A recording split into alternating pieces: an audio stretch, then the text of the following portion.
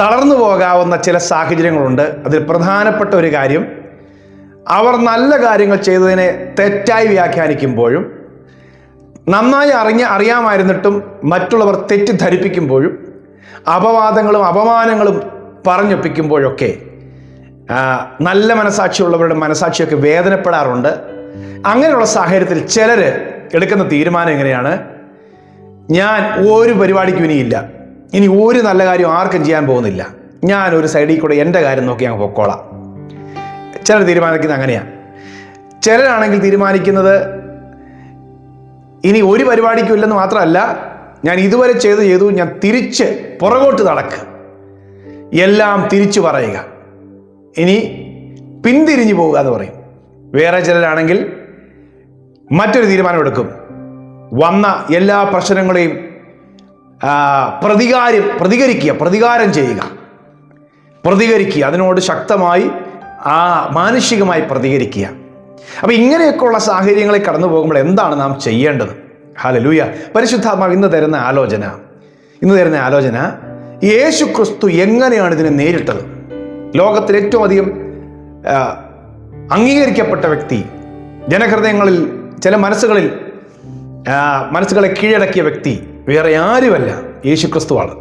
എന്നാൽ ഏറ്റവും അധികം അപമാനിക്കപ്പെട്ട വ്യക്തിയും യേശു ക്രിസ്തു തന്നെയാണ്.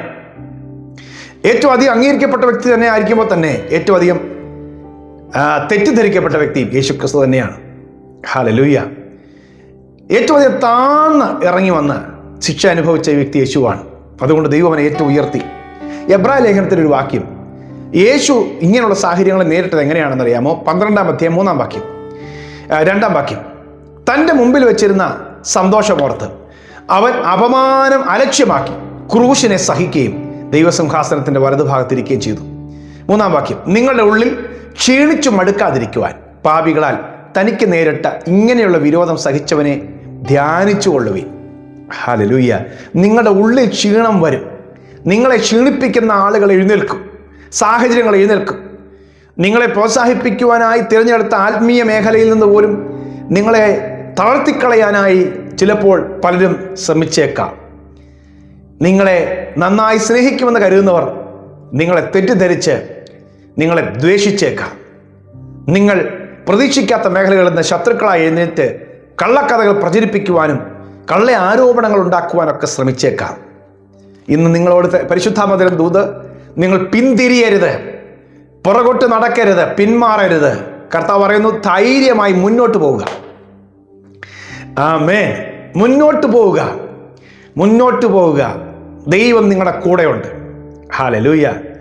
ദൈവം നിങ്ങളുടെ കൂടെയുണ്ട്. ഈ പ്രശ്നങ്ങൾ കടന്നു വരുമ്പോൾ പിന്തിരിഞ്ഞു പോയവരിൽ ഒരുപാട് പേർ, ഏലിയാവൊക്കെ വലിയ ധൈര്യശാലിയാണെങ്കിലും ഏലിയാവൊക്കെ നിരാശപ്പെട്ടു പോയ അനുഭവങ്ങളുണ്ട്. ഇസ്രായേൽ ജനം പലതവണ പിറുപിറുത്ത് പിന്തിരിഞ്ഞു പോകാൻ അവർ പറഞ്ഞിട്ടുണ്ട്, ആലോചിച്ചിട്ടുണ്ട്. അവർ ദൈവത്തിൽ നിന്ന് അകലാൻ ശ്രമിച്ചിട്ടുണ്ട്.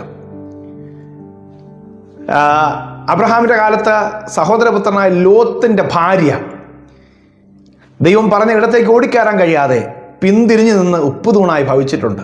അങ്ങനെ പിന്തിരിഞ്ഞു പോയവർ വലിയൊരു കൂട്ടമുണ്ട്. ആത്മീയരെന്ന് പറഞ്ഞവരുടെ ഇടയിലും അല്ലാത്തവരുടെ ഇടയിലും. ഇനി മുന്നോട്ട് പോകുന്നില്ല, പുറകോട്ട് പോകാം, ഞങ്ങളെ കൊണ്ട് പറ്റുകയില്ല, കീഴടക്കാൻ പറ്റുകയില്ല, ജയിക്കാൻ പറ്റുകയില്ല, നടക്കാൻ പറ്റുകയില്ല, ഇങ്ങനെ ജീവിക്കാൻ പറ്റുകയില്ല. ചിലർ ജീവിതം അവസാനിപ്പിക്കാൻ തീരുമാനിക്കും. ഹല്ലേലൂയ. കർത്താവ് പറയുന്നു, നിങ്ങൾ പിന്തിരിയരുത്, പിന്മാറരുത്. ധൈര്യമായി നിങ്ങൾ മുന്നോട്ട് പോവുക.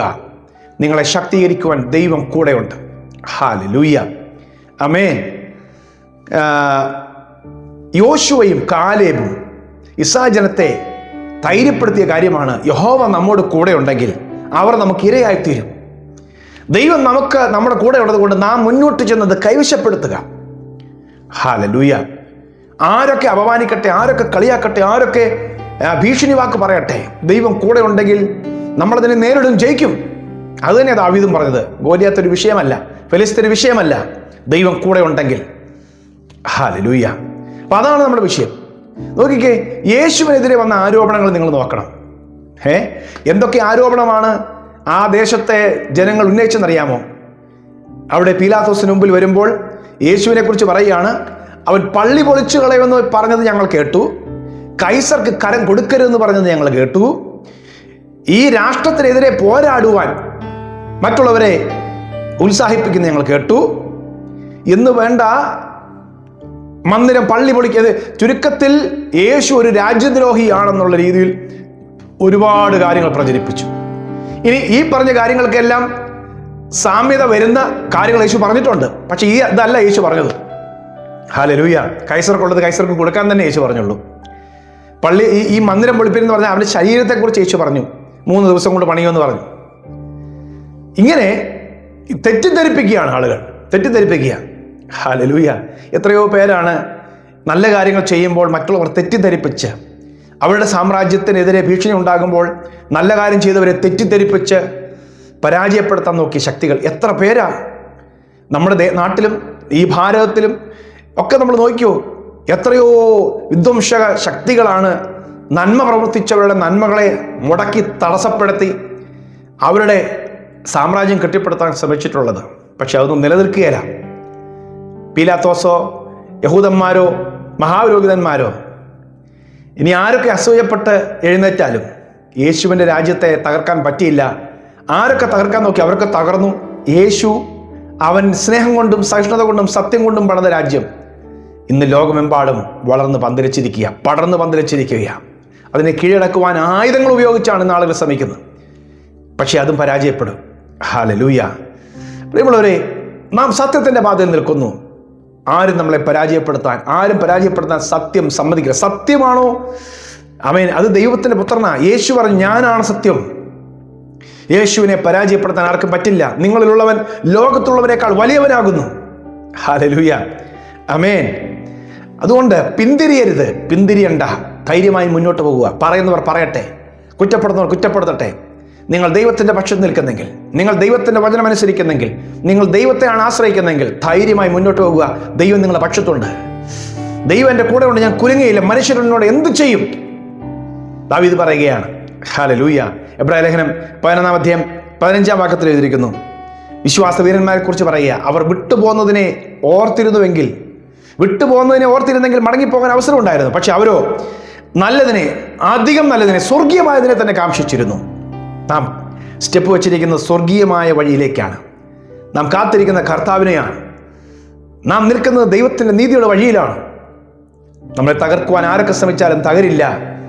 ധൈര്യത്തോടെ മുന്നോട്ട് പോവുക. കർത്താവ് പറയുന്നു, നിങ്ങളുടെ ഉള്ളിൽ ക്ഷീണിച്ച് മടുക്കാതിരിക്കുവാൻ പാപികളായി തനിക്ക് നേരിട്ട ഇങ്ങനെയുള്ള വിരോധം സഹിച്ചവനെ ധ്യാനിച്ചു കൊള്ളുവീൻ. ഹല്ലേലൂയ. ദൈവം നിങ്ങൾക്കൊരു ജയം വെച്ചിട്ടുണ്ട്. ദൈവം നിങ്ങൾക്കൊരു ഉയർച്ച വെച്ചിട്ടുണ്ട്. ദൈവം നിങ്ങൾക്കൊരു ശ്രേഷ്ഠത വെച്ചിട്ടുണ്ട്. അത് നിന്ദിക്കുന്നവരുടെയും പരിഹസിക്കുന്നവരുടെയും ഉപദ്രവിക്കുന്നവരുടെയൊക്കെ നടുവിലാണ് ദൈവം വെച്ചിട്ടുള്ളത്. ഹല്ലേലൂയ.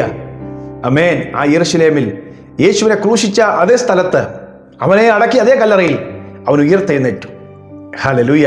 കല്ലറ ബാക്കിയാക്കി സത്യം ഉയർത്തെഴുന്നേറ്റു. യേശു ജീവിക്കുന്നു. അതുകൊണ്ട് നിങ്ങൾ ജയിക്കും, മുന്നോട്ട് പോകും. നിങ്ങളെ തളർത്താൻ നോക്കിയാൽ തളരില്ല. ധൈര്യമായി മുന്നോട്ട് പോവുക. ഹല്ലേലൂയ. ഞാൻ നിങ്ങൾക്കൊണ്ട് പ്രാർത്ഥിക്കാം. എനിക്കറിയാം ഈ സന്ദേശം പരിശുദ്ധാത്മാവ് നൽകിയത് ഈ സന്ദേശം കേൾക്കുന്ന നിങ്ങൾക്ക് വേണ്ടിയാണ്. ഏതൊക്കെ മേഖലകളിൽ നിങ്ങൾ സത്യസന്ധമായി തീരുമാനങ്ങൾ എടുത്തിട്ടും നടന്നിട്ടും പ്രവർത്തിച്ചിട്ടും അപമാനം ഏൽക്കേണ്ടി വന്നോ, വേദനപ്പെടുന്ന ഹൃദയമായിട്ടായിരിക്കും ഈ സന്ദേശം കേൾക്കുന്നത്. നിങ്ങളെ ശക്തീകരിക്കുവാൻ ദൈവത്തിൻ്റെ ഈ ആലോചനയ്ക്ക് ശക്തിയുണ്ട്. കർത്താവ് ഈ ദൂതനോട് പറയാൻ പറഞ്ഞത് പറയുകയാണ്. യേശുവിൻ്റെ നാമത്തിൽ പ്രിയ കർത്താവേ, ഈ വചനം കേൾക്കുന്ന എൻ്റെ പ്രിയപ്പെട്ടവരോട് ഞാൻ പ്രാർത്ഥിക്കുമ്പോൾ ദൈവികമായ ധൈര്യം അവരുടെ മേൽ വ്യാപരിക്കട്ടെ. അവരെ പുറകോട്ട് പിടിക്കുന്ന, തളർത്തിക്കളയുന്ന, ക്ഷീണിപ്പിച്ച് മടുപ്പിച്ച് കളയുന്ന എല്ലാ വ്യാപാരങ്ങളും മാറിപ്പോകട്ടെ. അമേ. സ്വർഗത്തിലെ ദൈവം ഞങ്ങളുടെ കൂടെ ഉണ്ട്. എന്നെ ശക്തനാക്കുന്നവൻ മുഖാന്തരം ഞാൻ സകലത്തിലും മതിയാകും. സ്വർഗത്തിലെ ദൈവം ഞങ്ങളുടെ കാര്യം സാധിപ്പിക്കും. ഞങ്ങളെ എഴുന്നേറ്റ് പണിയും. എന്നെ പോലെ ഒരുവൻ ഓടിപ്പോകുമോ എന്ന് നെഹമ്യാവ് പറഞ്ഞതുപോലെ കർത്താവേ, നിന്റെ ശബ്ദം കേട്ട് ഞങ്ങൾ പിന്തിരിയാതെ, യഹോവ ഞങ്ങളോട് കൂടെ ഉണ്ടെങ്കിൽ ഞങ്ങളതിനെ കീഴടക്കും. ദൈവം ഞങ്ങൾക്ക് നൽകിത്തരുമെന്ന് യോശുവയും കാലേബും പറഞ്ഞതുപോലെ ദൈവം ഞങ്ങളുടെ കൂടെയുണ്ട്. ഈ മക്കളെ ധൈര്യപ്പെടുത്തണം, ഉറപ്പിക്കണം. ഇന്ന് കർത്താവെ കണ്ട മിസ്രൈമിനെ ഇനി ഒരു നാളും കാണാത്ത വിധത്തിൽ നിന്റെ മക്കൾക്ക് വേണ്ടി വലിയൊരു ജയം ദൈവമായിട്ട് കരുതുന്നതിനായി നന്ദി. സൈന്യത്താലല്ല, ശക്തിയാലല്ല, ദൈവത്തിൻ്റെ ആത്മാവിനെ അത് സംഭവിക്കട്ടെ. നിന്റെ മക്കളുടെ മേലെ പുതിയ ബലം വ്യാപരിക്കട്ടെ. ഒരു വലിയ ജയമുണ്ടാകട്ടെ. എല്ലാ വേദനകളും നിന്ദകളും പരിഹാസങ്ങളും ആനന്ദവും സന്തോഷവും അനുഗ്രഹമായി മാറട്ടെ. നന്മയ്ക്കായിട്ട് സകലതും കൂടി വ്യാപരിക്കട്ടെ. എല്ലാം നന്മയ്ക്കായി മാറട്ടെ. യേശുവിൻ നാമത്തിൽ തന്നെ അമേൻ, അമേൻ, അമേൻ. കർത്താവ് എല്ലാം നന്മയ്ക്കായി ചെയ്യും. എല്ലാം കർത്താവ് നന്മയ്ക്കായി ചെയ്യും. നിങ്ങൾ വിശ്വസിക്കുക, നിങ്ങൾ ഏറ്റുപറയുക, നിങ്ങൾ പിന്തിരിയരുത്, ധൈര്യമായി മുന്നോട്ട് പോവുക. കർത്താവ് കൂടെയുണ്ട്. ഹല്ലേലൂയ. ഈ സന്ദേശം പതിപോലെ നിങ്ങൾ അനേകർക്ക് ഷെയർ ചെയ്യണം. God bless you. Have A lovely day.